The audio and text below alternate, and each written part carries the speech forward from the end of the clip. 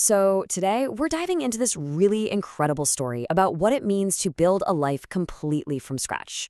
It's all from part two of Derrick King's memoir, Love for a Deaf Rebel. And this section is just perfectly named Partners in Adventure. This is the story of how Derrick and his wife, Pearl, decided to build, well, not just a house, but their entire world, exactly how they wanted it. We're going to zoom in on the exact moment they took this massive leap of faith, leaving city life behind for the super rugged coast of Bowen Island in British Columbia. I mean, this is a true story about homesteading, finding your place in a new community, and, figuring out who you really are in the middle of it all. And, this whole adventure really comes down to this one big question. What does it actually take to build a life on your own terms, way outside the normal rules of society? For Derrick and Pearl, let me tell you, the answer involved a whole lot more than just hammers and nails.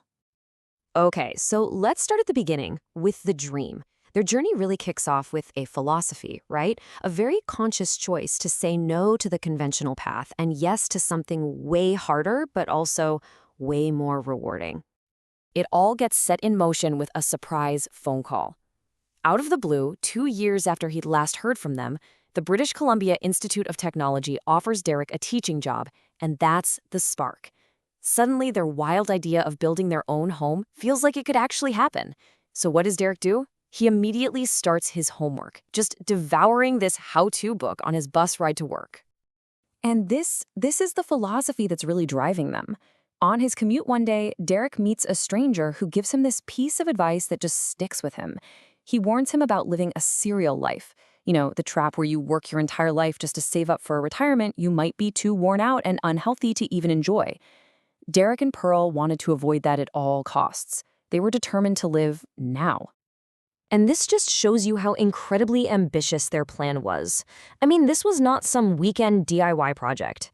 Their to-do list was huge. Learn how to be a contractor, clear the land, and yes, you read that right, with dynamite, get their farm actually making money, and then, only then, build their house using the money they were making. This was a total life reinvention. So, they've got the dream, they've got the plan. But what about the day-to-day reality?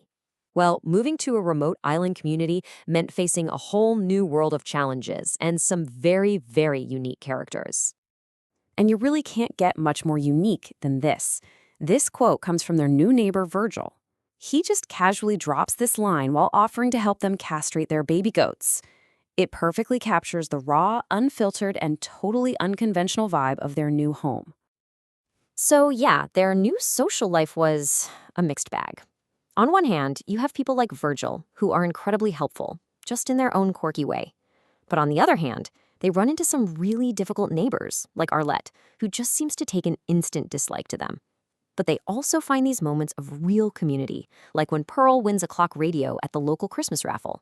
It's the whole spectrum of human experience, right there on one small island. But here's the thing. While they're out there physically building a new future on the island, Pearl is also trying to piece together her past. There's this deep family mystery that's unfolding at the exact same time as their homesteading adventure. And the whole mystery kicks off with a book. Pearl brings home a pictorial history of boxing. Now, why that book?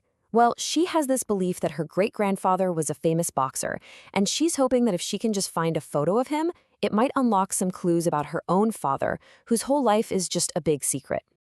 But everywhere Pearl turns, she just hits a brick wall. Her mom completely shuts down any conversation about her father.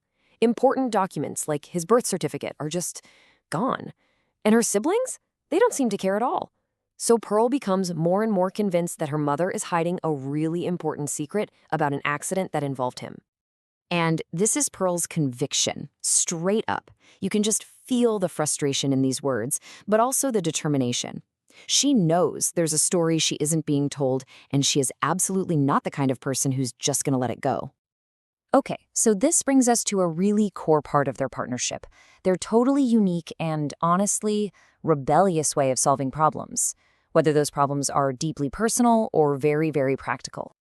And what a toolkit it is. So when this guy named Frank treats Pearl unfairly, a friend shows her an ad for this book, Get Even, the complete book of dirty tricks. I mean, wow, that's a pretty direct approach to getting justice, isn't it?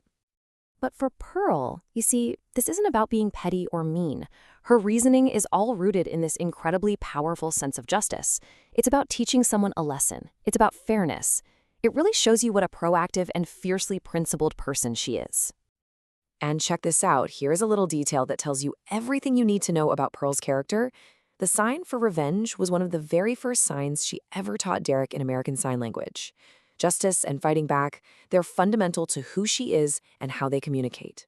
So, right alongside the Book of Dirty Tricks is another equally crucial manual, the Blaster's Handbook. This one was for a much more physical problem: how to use dynamite to blow up all those stubborn tree stumps in their field. And when you put these two books side by side, you really start to understand their entire worldview. They had a tool for dealing with social injustice and a tool for dealing with physical obstacles. One was about fairness, the other about construction. But both came from that same spirit, this fearless, hands-on, and totally rebellious desire to shape their own world. So, in the end, their whole adventure on Bowen Island was about so much more than just building a house. They were literally designing an entire life from the foundation up, picking their own tools, making their own rules, and defining their own version of success. And that really leaves us with a final thought, doesn't it? The story of Derrick and Pearl is this powerful reminder that we all get to make choices about how we live.